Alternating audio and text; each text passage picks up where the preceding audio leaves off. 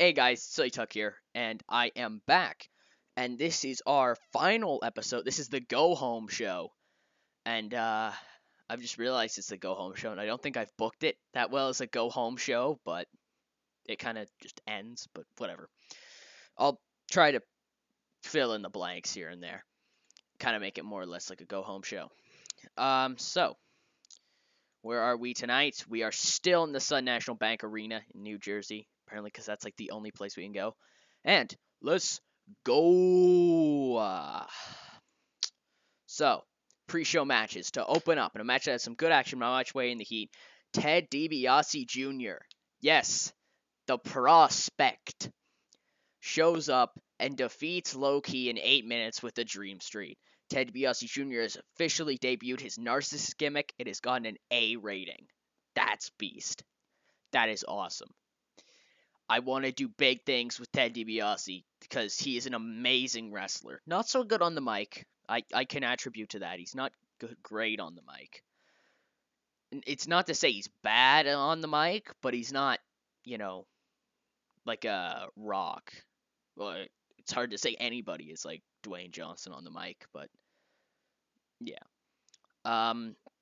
Yeah, okay. So, we have 4 pre-show matches, I think. Whoa. Oh, jeez, wow. That's a D. That's why it went on the pre-show, obviously. Eddie Edwards draws with Matt Hardy. I'm guessing it's because... Yeah, I have the dirt sheet on now. Segment was penalized for odd face-heel combination because they're both faces. Alright, whatever. D+. Jesus. So, these matches don't work that well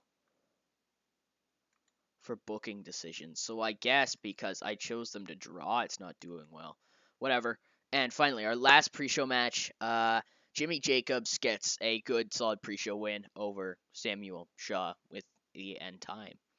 Anyway, so to start up the show with the C+, Bobby Roode comes down to the ring and talks about how this Sunday he is going to defeat Lashley. He's going to do more than defeat Lashley. He's going to strip Lashley of every single thing. His pride, his strength, his speed. He's going to break him down until he's just a body. Till he's just a person. And finally, he's going to take his title from him. And then MVP comes down and is all like, well, hold on there, player. I'm now Teddy Long. No, but MVP comes down there and obviously says, what you talking about? You cannot beat Lashley. Lashley's the destroyer. He kill you. He kill you. Straight up. And right, they go back and forth.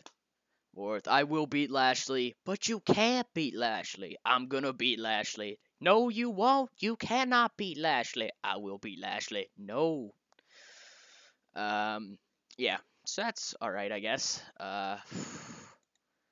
So, next up with a C. That's alright. Team D3? What? No. Team 3D defeats Magnus and Bram in 8:27 when Devon defeats Bram by pinfall with the lifting reverse DDT. Puts on both those stories, and right there will be our match at the pay-per-view, because obviously each one of these men alone in singles competition they don't click. It's just how it works. Anyway, so up next with the C+, Team 3D. So I kind of imagine it's like Magnus and Bram are making their way up the ramp, escaping, and Bully Ray and Devon shout at them, this is why you little kids don't mess with the vets, because we're going to mess you up. The only way we know how. Bully Ray slaps Devon. Devon, get the tables. Fade to black. And that's the end of our show. No. Yeah, so that's a C+ rating, so that's kind of decent. So up next with a C-. This, I do understand because it's just kind of throwaway feud, but I wish these two got more. Whatever. So in a match that had some good action, average sheet, James Storm defeats Samoa Joe in 7:42 by pinfall. Anything going on over here? They lowered the crowd's mood. Apparently it's too long. Alright, wow. Up next with a D. Wow. Is Jimmy Jacobs that bad at, like, talking on the mic. Last time I checked, Jimmy Jacobs was pretty good on the mic. It's probably just Borash, because Borash, because Jeremy Borash sucks. So Jimmy Jacobs is being interviewed backstage by Jeremy Borash. I should have thrown Shane McMahon in there. That would have just made all the difference. If that right there had read,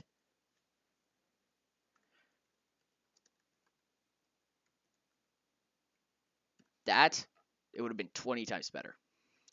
Anyway, so he challenges Adam Cole, and up next with a C plus. That is what I want. That is what I want. Match had some good action, but not much in the way of heat. Adam Cole defeated the Hopeless 2, right, with Drew Hankinson in there. When Adam Cole defeated Abyss by pinfall with the Florida Key. I need an idea for a name for Drew Hankinson. Do I just keep him Drew Hankinson, or do I give him a certain name? Obviously, I'm not going Director of Chaos. I'm not going to do Festus, because that makes no sense right now. I'm not going to do Luke Gallows. I could do The Gallows, Gallo, anything like that.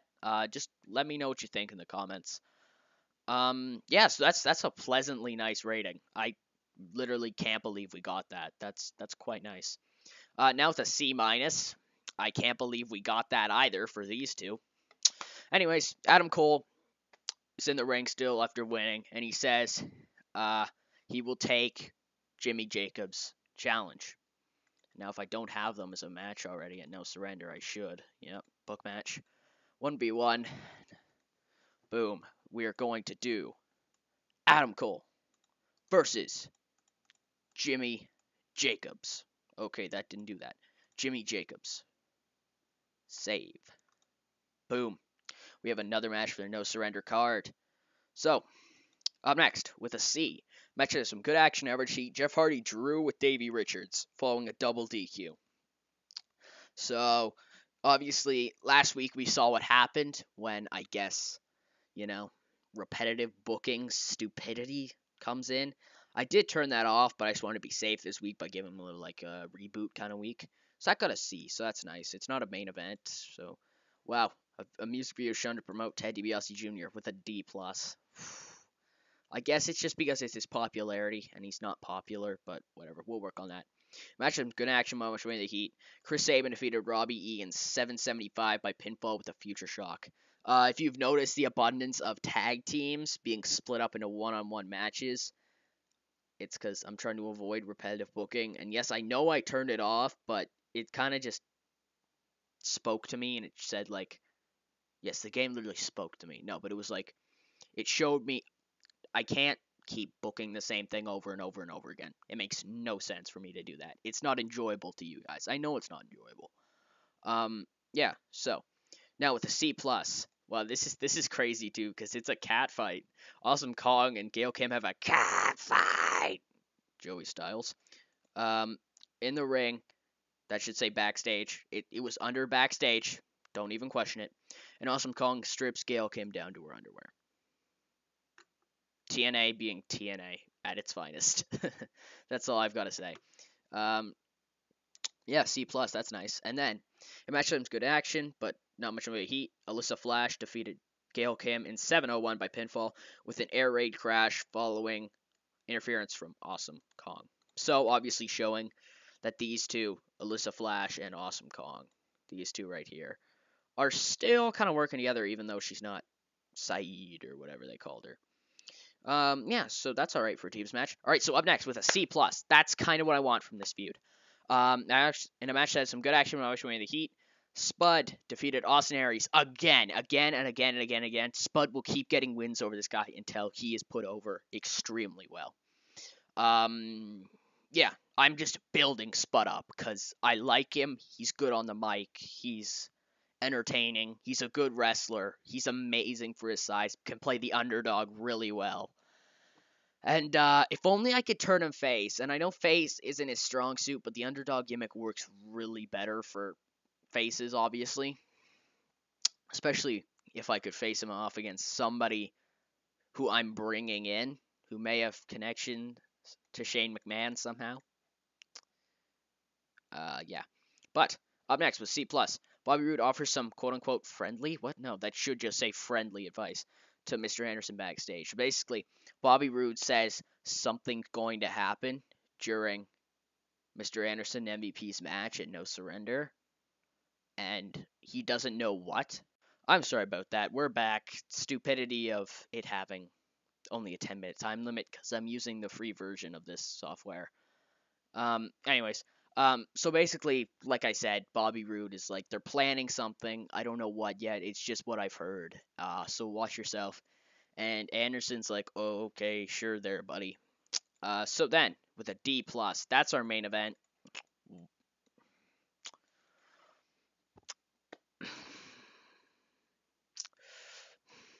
Lashley, I tell you, this guy right here, Bobby frickin' Lashley, he is a ratings killer.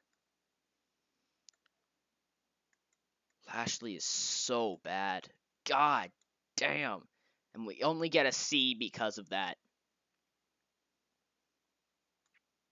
No B minuses this show, huh? No B's at all. Damn. Hmm. Hmm. Hmm. And I don't know if it's going to do the usual thing it does, but if it doesn't, I'm just going to keep it rolling. It will do the thing, so I'll talk to you guys here in a second, even though we've cut away like twice now. I'm sorry. Alright, and we are back once more. And so, I'm sorry about the multiple cuts in this video. I really tried to avoid it. The pay-per-view might be worse. I don't know. It depends.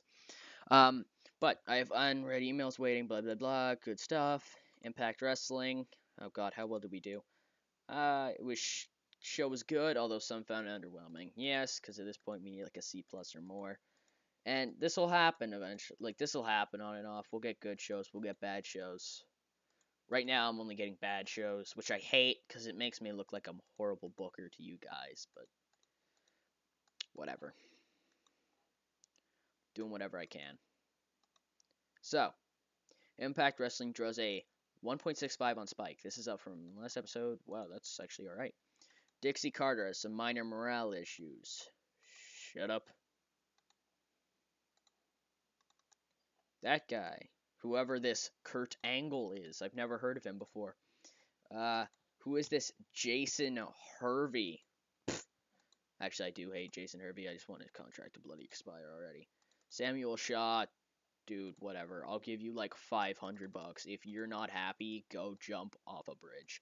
Alright, he's not even happy. Alright, whatever. Rebel has some minor morale issues. Whatever, I'll give you $1,000. You deserve. So, this man, Drew Galloway, will be able to start work tomorrow, which is amazing. Cause Drew Galloway is one of my favorite wrestlers of, I don't know what I want to call it. Whatever, I'm just going to call it from an era between 2000 to 2010. Like, he is one of my favorite wrestlers in that area. And I guess even though he more or less had his main career in SmackDown and Raw in the early 2010s, but still, he's an amazing wrestler, and I'm going to start pushing him a lot, even though he's only a D-, which kind of makes me sad. And I wish he was in a tag team at some point with Ted DiBiase. I really wish he was, because I think these two could work together really, really, really well. And, oh, wow, I haven't even confirmed my contract with this guy yet. But yes, WWE is letting Paul White go. They're letting him walk. They're letting him walk. So you know who's going to benefit from that? Ring of Honor. Oh, I mean TNA. Oh, what? Oh, crap. Oh, I'm sorry. No, but we're definitely going to get Big Show. I don't know what I should call him, even. At this point, I'm thinking anything from... I don't have very much of an idea, and I know this idea is going to sound stupid, but at this point, I have The Show. If only we had RVD, because then they could have been the whole effing show. You know, that's like a cool thing. No? Yeah, but I wish. I don't know. I need a name for him. I need a name for Paul White, too. So, if you have an idea, leave it in the description. I'm not going to use the Big Show, the Giant Show. That just sounds kind of stupid. Big Giant. Show Giant. Show Big. Any of those combinations. Yeah, I'm not going to use any of those. But, yeah, if you have a name for Paul White, that would work really, really well. I would love to hear it. And look at that right there. TNA No Surrender. 2 days. 2 days away.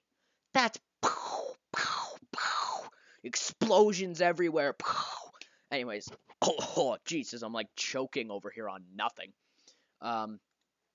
Yeah. That's awesome. I'm bringing in lots of young new talent. And I'm sure you already saw it. I